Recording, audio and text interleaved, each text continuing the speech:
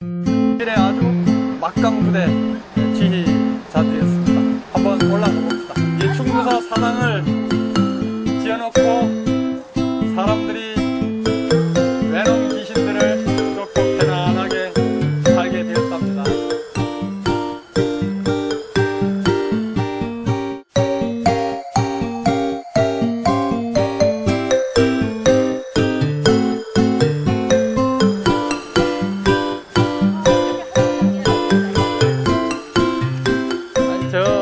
저쪽 성을 만들면 성 밖에 물을 빙 둘러 쳐놓습니다. 그걸 해자라고 하죠. 그러니까 여기 지금 저 앞에는 원래 바다였고요. 여기 성을 쌓고 나서는 바닷물을 이렇게 냇물같이 도랑을 내서 터서 이걸 해자로 지금 만든 거예요.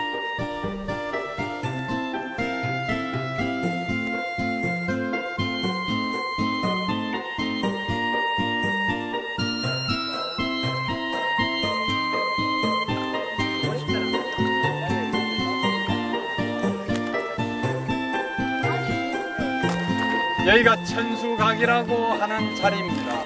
누각은 어떤 용도였겠어요? 만봉, 전망대로서 전쟁이 일어나면 여기 높은 데서 이쪽 저쪽 살피면서 강화해라, 물러나라, 지휘하는 지휘본부죠.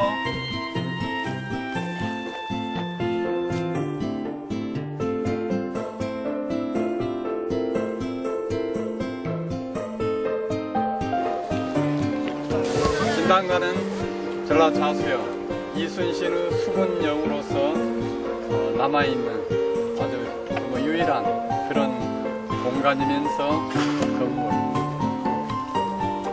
이순신의 흔적을 여기서 한번 보면 좋겠고요.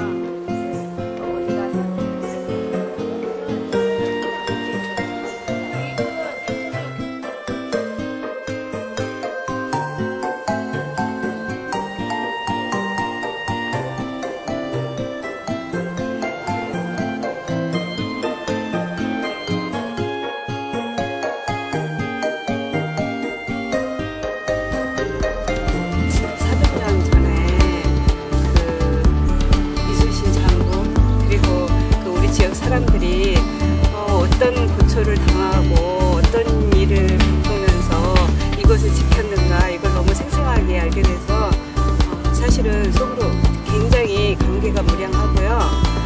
전쟁이라는 게 그 인간이 겪을 수 있는 가장 최악의 상황이잖아요. 내가 그때 살았으면 어땠을까 하는 생각도 하게 되고 오늘 정말 얻은 게 많은 것 같아요. 이 광양이나 이 인근의 여수나 고흥이 우리 그 예전에 역사 격변지였고 또 성웅 이순신 장군이 활동했던 무대였다는 것을 기리의 문학에서 새롭게 알았습니다. 이순신 장군에 대해 배운 게 제일 재밌었어요. 처음 와보는 거여서 좀 색다르기도 했는데 재밌었어요. 오늘은 강의만 한 것이 아니고 이렇게 순천의 외상을 갖다 여수 진나무가 와서 현장을 안내하는 문화해설사 설명까지 듣고 보니까 저도 뭉클한 감격이 있어요. 그래서 함께 했던 분들이 어떻게 보면 나이 많은 분도 있고 또 우리 초등학생들도 있고 한데 이렇게 남녀노소 혼연일체에 대해서 학습하는 환경, 아마 이게 기리의 문학의 자랑 아닐까. 멋지네요.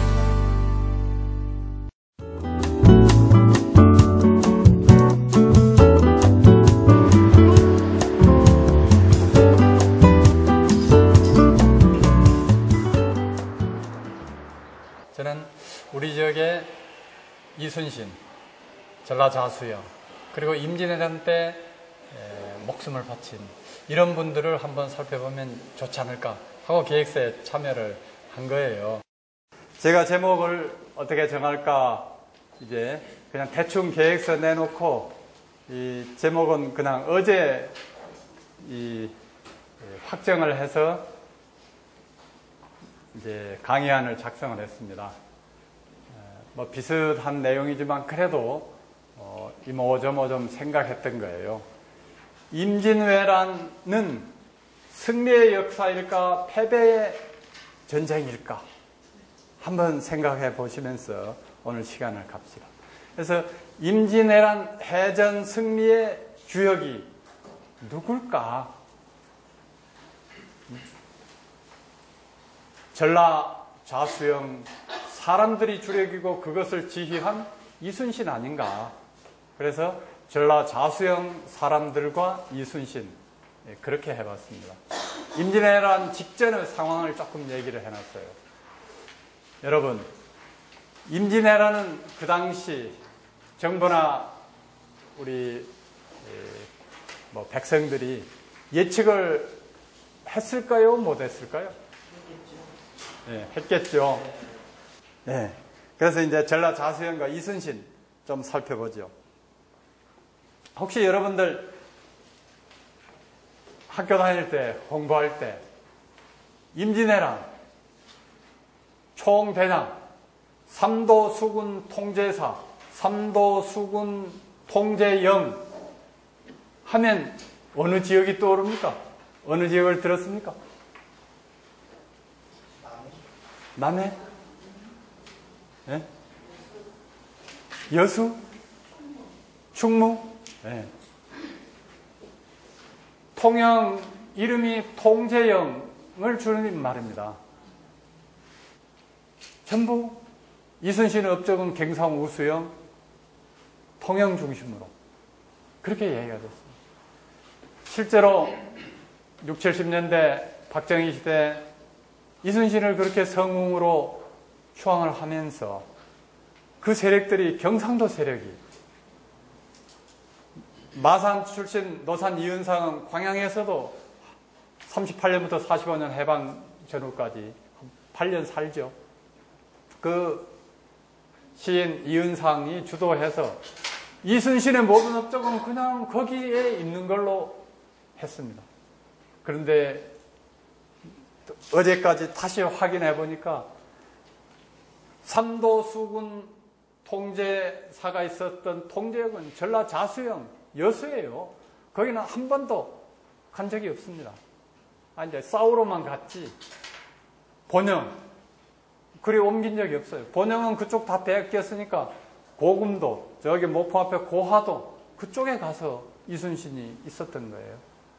그러니까 임진왜란 전란의 이순신의 모든 활동의 본거지는 여수, 전라 좌수영이 삼도수군 통제영이었고 원균이가 삼도수군 통제사가 되어서 전라 좌수사를 겸하고 본영을 가진 것도 여수였습니다.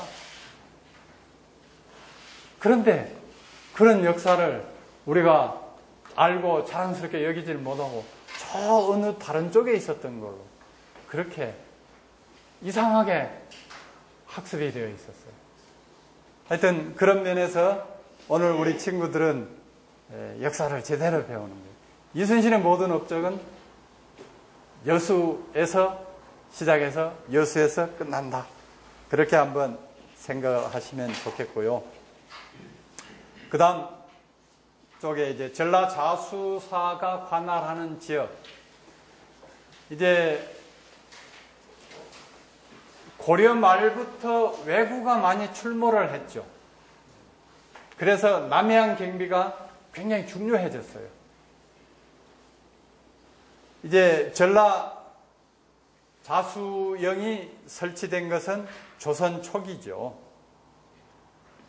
거기 이제 좀 설명을 해놨습니다만 수군 절도사는 정삼품 당상관이에요. 굉장히 높은 지위예요. 전라 목사와 같은 지위입니다. 그러니까 이순신이 좌수사 하기 전에 수군 절도사를 줄여서 수사라고 하는 거예요. 한 수사가 오관 휘하에 이제 소집령을 내렸어요. 어느 날 정오까지 와라. 그랬는데 가마 타고 오는 말 타고 오는 이 사람들이 지각을 했어요. 지각하면 어쩝니까? 학교에서도 지각하면 네, 벌점 있고 뭔가 안 좋은 게 있죠. 옛날에 한 대씩 때리기도 했죠. 운동장 돌리기도 하고요. 이순신 곤장을 쳤습니다. 순천 부산 높아요. 광양 현감은 종육품입니다. 그러니까 정삼품의 종육품이면 엄청난 이게 현감은 아주 거의 하위직이고 정삼품은 고위직이에요. 부산은 더 높아요. 곤장을 다 때렸어요. 순천 부사도 때리고 광양 현감도 때리고 보성 현감인가 그때 군수인가도 곤장을 쳤는데 그 양반이 곤장 맞고 죽어버렸습니다. 그래서 곤장을 제대로 쳤냐, 곤장 크기가 정당했냐 따지는 그런 일들이 있었습니다. 그러니까 이 수사는 굉장히 높은 지예요. 수사가 이제 오간 오포를 관장했다 그렇습니다. 이게 이제 관장 영역이 시대마다 좀 틀린데 오간 오포와 15개 군현, 15개 군현은 이제 제가 열거를 안 했습니다만 남원이라든지 전북 지역까지 후방 지원체제예요. 그러니까 여기는 이 뒤에 이제 임진왜란 때 승전을 할 수 있었던 요소가 수사에게 딱 그 해군 관련해서 정권이 있어요. 부르면 현감들이 어째 돼요? 바로 와야 돼요. 그리고 그 당시에는 행정을 맡은 현감이나 부사나 수령들이 모두가 다 국방권까지, 경찰권까지, 재판권까지 다 정권을 가졌잖아요. 그러니까 비상시에는 문간도 장군을 해야 되는 거예요.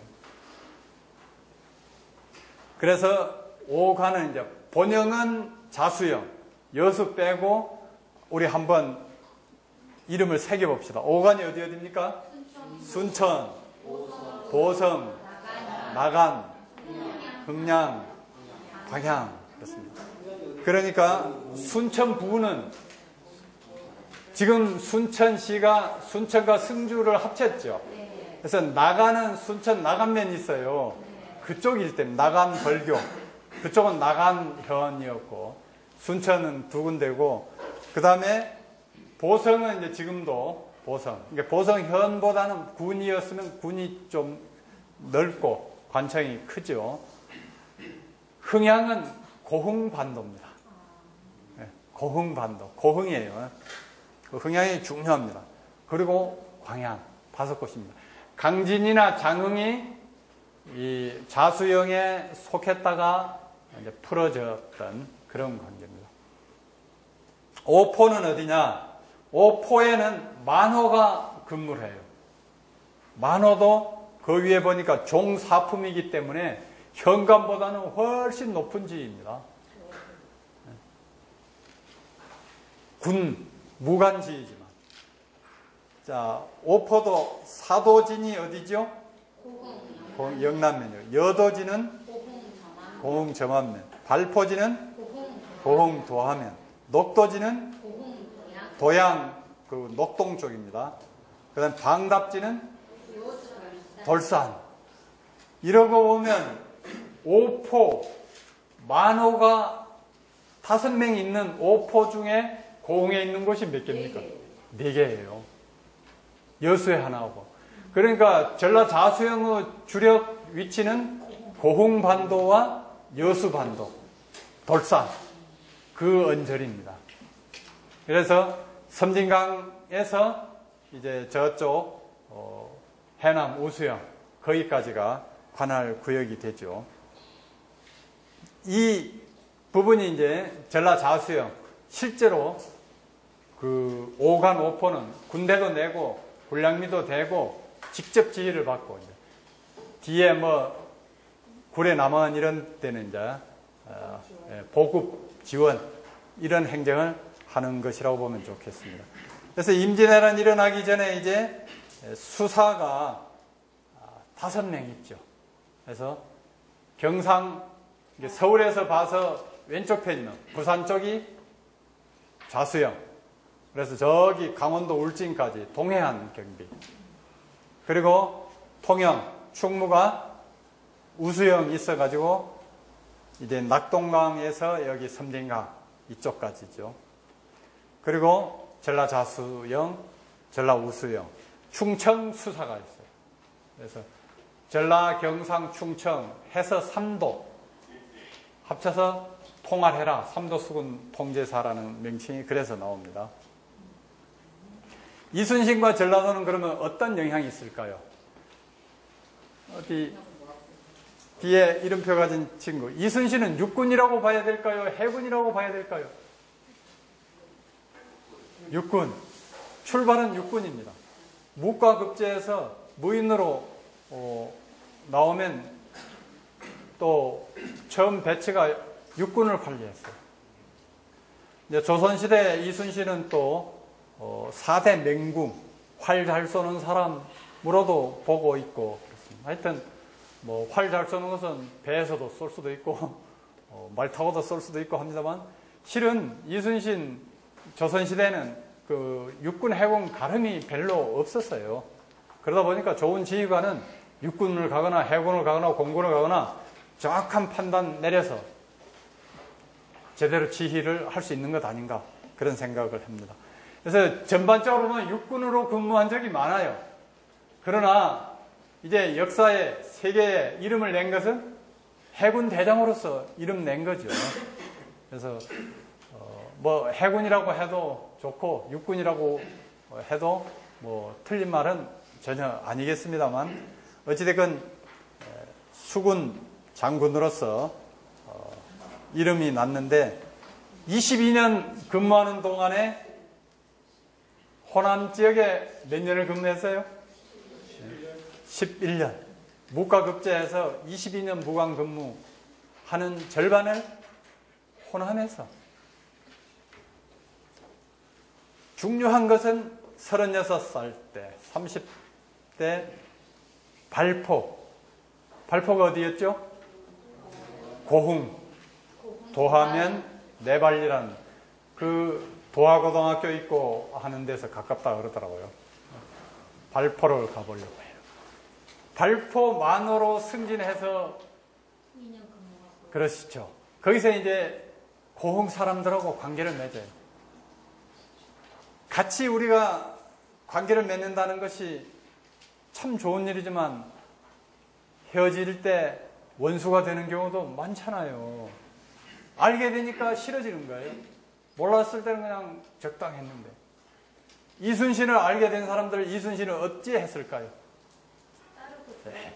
예, 그런 것 같습니다. 하여튼 고흥 발포 만호를 지내고 이제 전라감사의 군관 정읍 현감도 합니다. 그러다가 임진왜란 일어나기 1년 전에 막 발령이 연속으로 납니다. 그때는 발령장을 내가지고 막 전달되는데 상당한 기간이 걸렸기 때문에 실제 가서 근무는 안 해봤지만 발령 난 곳이 진도군수 가리포 첨사. 가리포는 완도입니다. 완도에 이제 첨사도 아주 고위직이죠. 수사 바로 밑에. 그렇게 냈다가 또 직급을 올려서 무엇이 됐습니까? 전라 자수사로. 발령이 나서 여수로 부임을 하게 되죠. 와서 1년 한 두 달 동안 실제 이제 직무를 하는 열심히 했겠죠. 우리 열심히 하겠습니다. 그런 소리들을 많이 하는데 어찌됐건 사람이 처음의 마음, 초심이 좋아야 되고 일할 때 열심히 있어야 되고 뒤에는 뒷심까지 뒷받침이 돼야지 훌륭한 일을 하는 것 같습니다. 이순신 다니다가 그 어느 만호들이 직접 일선 지휘관의 최고 책임자입니다. 둘러보면서 군선 잘못하고 있으면 바로 수선하라고 잘못한 군관을 어쩌겠습니까? 곤장으로 바로 곤장 올립니다. 1인으로 건너주고 있나 봐. 나중에 이제 사령관도 맞아요. 그래서 이순신의 전투는 멀리 떨어져서 쏘는 거였어요. 그러니까 자기 손실은 매우 작았죠. 근데 마지막 전투, 광양만 노량해전에서는 근접전으로 거의 백병전 하듯이 맞붙어서 배와 배 사이에서 막 싸웠습니다. 그래서 이순신도 죽고 다른 수사도 죽고 우리 군들의 피해가 굉장히 많습니다. 하여튼 이순신과 맞서서 매우 큰 전공을 올린 사람이 전라우수사 누구죠? 이혁기 장군. 전라우수사 이혁기도 끝까지 싸우다 죽습니다. 원균도 싸우다 죽습니다. 충청수사도 죽습니다. 배 140척이 완전 몰살됩니다. 수사 장군들 다 죽고 배가 다 사라졌어요. 조선 수군 괴멸. 조선 수군은 없다 할 정도가 됐습니다. 살아남은 것은 누구라고요? 경상우수사 도망쟁이 배설. 칼의 노래 김훈 이거 혹시 보셨습니까? 여기에 그 배설이 나옵니다. 결국 배설은 육지로 도망치다가 잡혀서 참수됩니다. 죽어요.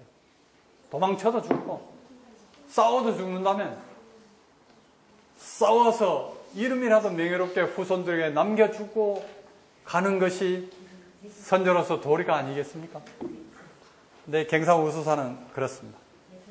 어찌됐건 칠천장 해전은 단 한 번 진 것이었지만 조선 수군이 괴멸된, 괴멸적이다고 하는데 거의 괴멸돼버린 거예요. 전함들이 싹 사라져버렸습니다. 그 소식을 이순신은 백의종군에서 합천 초계 이제 권율 밑에서 있으면서 딱 듣고 그날 바로 출동. 수군이 없으니까 육군으로 가서 싸워라, 이순신 너. 그렇게 조정해서 명을. 이순신이 그때 한 유명한 말이 뭡니까? 상유시비. 신에게 12척의 배가 있으니까 한번 해군으로 싸워보겠습니다. 내가 12척의 배가 있고 내가 살아있고 그거 뒷받침해줄 자수형 사람들이 있으니까 기회 한번 주십시오. 싸워보겠습니다 하고 장계를 내고 해군 수습을 하러 이제 옵니다. 그 길이 이렇게 이제 광양은 안 와요. 두치진까지 가는데 그 2달 후에 명량 대첩을 합니다. 배설이 도망친 12척의 전선 없었다면 이순신이 해군 올 근거가 없잖아요. 배설이 공로자입니다. 경상우수사 도망쟁이 배설이 도망쳐온 배 12척 전선이 남아있는 거예요. 이혁기, 전라우수영도, 전라자수영도 다 전선 다 망해버렸어요. 이혁기 끝까지 싸우다가 본인도 죽고 다. 그 12척의 전선을 접수를 해요. 우수영으로 갔더니 누가 또 한 척을 더 가져왔어요. 이게 12척이냐 13척이냐. 배설은 12척을 줬고 한 척이 더 와서 13척이 명량 대첩의 전선입니다. 그리고 명량 대첩에 이제 한 100여 척 그 포작선, 어민들, 어선, 자잘한 배들을 막 군선같이 위장을 해서 또 뒷받침을 하게 하고 그 전쟁터 옆에 가서 놀고 싶습니까? 아이고 죽는데 왜요? 도망쳐야지. 근데 이순신이 있으니까 사람들이 와서 응원할 만하다. 막 응원을 했습니다. 이 사람 주장하는 편입니다. 이렇게 이순신 13척이 우수영 안에 있습니다. 근데 이렇게 오니까 이순신이 싸우러 가자 하고 나가요. 13척 중에 이순신이 숨을 곳이 있습니까? 제일 앞서서 싸워야죠. 선봉장으로 이순신이 싸웁니다. 나가는데 물살이 이 동쪽에서 서쪽으로 막 조류가 흘러요. 그러니까 일본 배들은 신이 나게 슝슝 막 노 안 저어도 와요. 이순신 부대가 맞서 싸우려니까 물살은 밀어대지요. 애놈들은 많이 200여 척 왔다 그래요. 근데 전투에 133척이다. 133대 13. 11대 1. 가능해요? 우리 선수 2명 오면 한 방, 2방 매이고 이길 수가 있죠. 3명이 오면 어찌 됩니까? 3명 이상은 이긴다는 건 좀 불가능해요. 10대 1, 이건 불가능 지수예요. 세계 해전. 근데 이때 닻을 내리고 물살에 안 밀려가기 위해서 버티고 싸우고 포를 쏘고 하는데 딩동댕 물살이 바뀝니다 하고 이쪽으로 흘러요. 이순신이 이제 밀어붙여라 하니까 이 좁은 곳에서 밀어붙이니까 막 배가 이제 이상하죠. 그래가지고 이제 해치고 나가고 31척을 직접 깨부수는 겁니다. 13척이 31척. 대단하죠. 그리고 90여 척은 배가 이리만 밀려가다가 자기네들끼리 부딪히고 깨지고 반파 뭐 이런 상황이 된 거예요. 해전사상 이렇게 위대한 전쟁은 없다라고 판정을 내리고 이 명량대첩 이순신이 승리하고 나서 그래도 이쪽 왜군들이 강해요. 그러니까 통제영을 어디로 옮겼냐 하면 목포 앞에 고하도라고 들어보셨을지 몰라요. 고하도에 통제영을 두고 2월 겨울을 합니다. 겨울을 하고 그 다음에 이제 저놈들 몰아붙이자 해가지고 통제영을 완도 고금도로 와요. 강진 앞에 강진 마량 건너에 고금도가 있습니다. 고금도에 통제영이 있습니다. 이순신이 죽고 나서 시신을 그 고금도 거기서 6개월 정도 안치를 합니다. 그러니까 통제영은 사실은 이순신 임진왜란때 통제영은 그렇게 고하도와 고금도와 여수일 뿐이지 통영하고는 아무 상관이 없습니다. 이순신이 죽고 끝나고 나서도 1601년 옮겨가기 전까지 삼도 수군 통제영은 여수였습니다. 하여튼 이제 그런 게 있고 그 다음에 우리 앞에 사진은 뭐냐면 이제 광양만 노량해전이죠. 노량해전이라고 그럽니다. 근데 9월부터 11월까지 2달간 이제 크고 작은 싸움들을 하죠. 그 싸움에서 이제 이순신 일학포라고 해서 별이 떨어지는 그런 것을 우리가 아깝게 합니다만 결론으로 봐서 임진왜란, 정유재란 7년 동안 해전 중에 가장 큰 전과를 낸 곳은 어디입니까? 한산대첩이 아니라 이 광양만 노량대첩입니다. 200여 척을 깨부쉈으니까요. 근데 여기는 조선 수군이 주동적인 역할을 했지만 명나라 수군까지 합세한 조맹연합함대이기 때문에 좀 뒤로 했죠. 그리고 여기 할 때 이 김훈 칼의 노래를 보면 칼의 노래가 재밌는 거예요. 이순신만 막 영웅화된 그런 것만 그동안에 있었어요. 근데 김훈이 이순신을 고민하는 거. 그리고 이제 그 어딥니까? 막 이렇게 고문당하고 또 백의종군 하는 이런 때부터 후기만 다루고 있어요. 전체 안 다루고 있고. 그래서 그 고민하는 인간적인 고뇌를 담은 그리고 김은 또 문장력이 좋잖아요. 그래서 그런데 여기에 있는 사실들이 진짜 사실들이다. 뭐냐 하면 육군 여기 이제 소수행정 부대를 이제 완전 봉쇄를 하고 있었어요.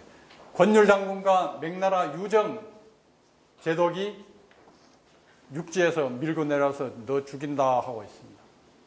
우리는 광양 전투도 있는데 그까지는 제가 준비를 안 했고요. 그 다음에 해군 이순신과 진린 둘이 와서 이놈들하고 묘도 안쪽 장도, 저기 지금 율촌 해룡 앞에 저기까지 딱 가서 버티고 있습니다. 그리고 10월 1일 육군과 해군 대장들이 만나서 10월 2일, 3일 동시 공개해서 요 도관에 든 지들 죽여버리자 합의를 했어요. 그래서 해군은 조명연합 함대가 쫙 왔습니다. 육군이 안 움직여요. 그 다음날도 또 왔습니다. 육군 부대에서 북만 쳐주고는 꼼짝을 안 해요. 그 수만 명을 해군은 땅에서 상대할 수가 없잖아요. 육군이 와야지. 배로 못 나가게 딱 들어맞고 뒤를 잡을 텐데. 그러고는 육군이 철수를 해버립니다. 명나라 유정이 소서행장으로부터 뇌물을 받아요. 여기 이제 뭐 정과인 모가지까지, 사람 모가지까지 뭐 이런 많은 뇌물을 받고 안 싸워요.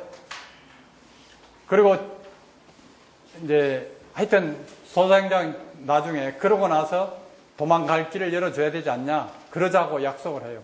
근데 명나라 해군 이순신이 막고 있거든. 왜 약속 안 지키냐 그러니까 아니 왜 나한테만 뇌물 주냐, 그 해군한테도 내가 뇌물 줘라. 소서행장이 진린도 뇌물을 줍니다. 이순신에게도 뇌물을 주겠다고 진린을 통해서 얘기를 합니다. 대단하죠. 진린은 받아요. 받아 먹고도 진린은 이순신하고 관계를 많이 했기 때문에 싸워요. 근데 육군 이놈들은 받아 먹고 가버려요. 진리는 받아먹고, 참 못되게 받아먹고 올바르게 하면 그래도 괜찮아요.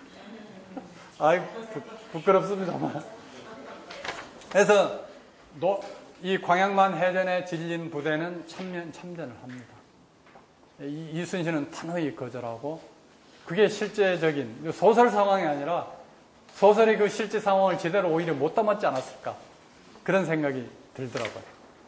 어찌됐건 이 광양만 해전, 그때 이 고니시 부대를 마지막으로 싸운 게 아니고 요 사천 쪽에서 철수를 해가지고, 도요토미 히데요시 죽어서 이제 철군하니까 철수를 해가지고 이 이제 고니시 이 부대들을 응원하기 위해서 남해 창선에 와 있던 부대, 이 배들이 이쪽으로 이동한다는 정보를 듣고 그 전날 이순신이 이번에 정말 목숨 바치고 싸우겠습니다 빌고 전투에 임하죠.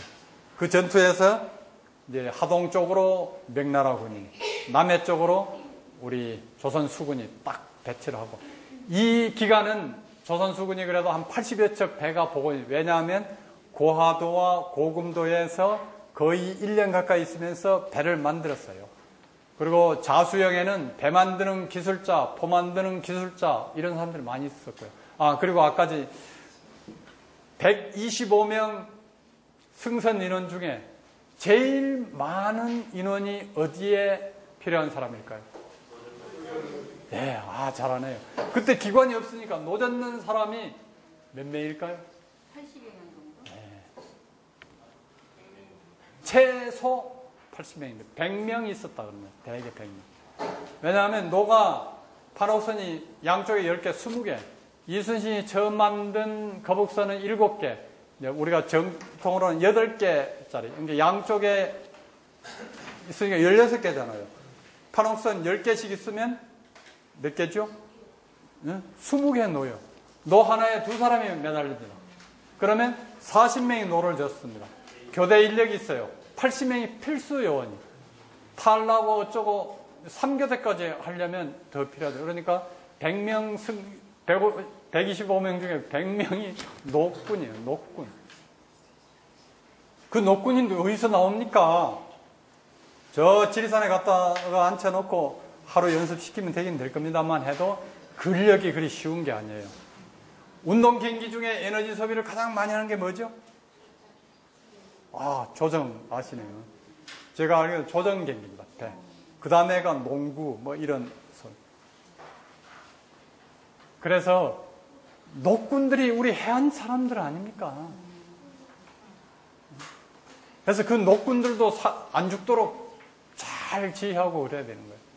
그래서 우리 전라 자수영 이 지역 사람들이 임진왜란 기간 내내 모든 거 굶고 과물고 뭐 이런 동안에 선조가 군인 한 명 보냈습니까? 먹을 거 하나 보내줬습니까? 뺑소니 치느라고 정신이 없었죠. 그래서 농민들도 임금이 어찌 저러냐고. 그러나 이제 또 광해군 왕자를 해가지고 분 조정을 만들어요. 그래가지고 의병들 독려를 하고 그러기는 합니다만 요걸 바가지로 먹는 것을 왜 모르겠어요? 귀에 안 들리겠어요? 막. 근데 이순신은 막 사람들이 떠받들어. 그 당시에는 이기니까 완벽한 승리 얘기가 있으니까. 그러니까 선조가 어쨌겠어요? 시샘이 나요. 저 새끼 저거. 그러니까 응원을 안 해주고, 야 너는 이기고 뭐 그 전라도는 먹을 게 많다는데 왜 뭐 좀 안 보내냐, 이런 거 저런 거 챙겨서 보내라, 이런 소리나 하는 것이 왕이었어요.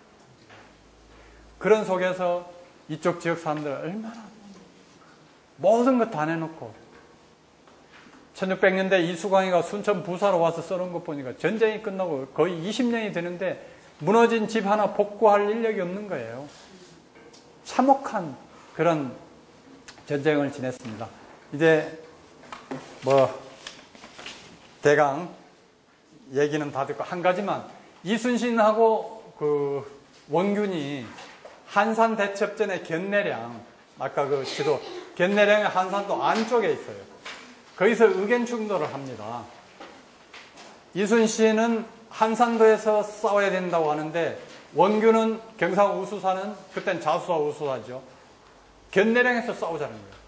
그때 이순신 그 어영감, 견내량은 암초가 많아서 우리가 자유롭게 싸우지 못하고 암초에 걸려서 우리 배가 다칠 줄은 몰라요. 거기서 싸워서는 안 된다. 피해서 나오고 불러냅니다, 배를.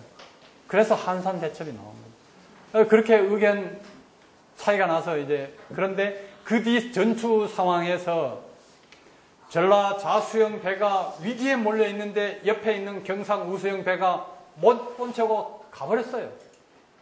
이 배도 그렇고 저 배도 그렇고 많은 그런 사례가 있습니다. 전라 자수영 사람들 14개서요, 안 내겠어요? 그냥 우리 세상에, 우리는 자수영 사람들은 우수영 바다에 가서 이렇게 싸워주는데 죽은 애들은 정가도 별로 안 내는 것들이 옆에서 위기에 처한 배를 못 본 채고 가버리고, 그러니까 감정이 쌓이죠. 그런 현장의 문제도 있는데다가 동인과 서인 뒷받침하는 사람들도 다르고, 그래서 좀 여러 가지 문제가 있었던 것 같고요. 오늘 이제 외성이나 진남강 가면서 보기로 하고, 처음 시작할 때 우리가 윤동주의 별을 노래하는 마음으로 그런 소리를 했었습니다. 우리 민족의 별, 누구라고 생각합니까? 많은 별들이 있죠. 우리 할아버지 할머니는 네. 상현이 할아버지 할머니 큰 별들이 많이 있을 거예요. 그래서 한그르 세종도 있고, 오늘 제가 언급한 이순신도 있고 장보고도 있고, 많은 별들, 그 큰 별들 옆에 이름도 없이 보이지 않는 별들은 또 얼마나 많을까요? 그 별 무더기를 뭐라고 하죠? 은하수. 우리 전라 자수영 사람들은 이순신이라는 큰 별을 배경이 되어주는 은하수 아닌가? 은하수의 후손들, 그렇죠. 아름다운 박수를 치고 마치도록 하겠습니다. 감사합니다.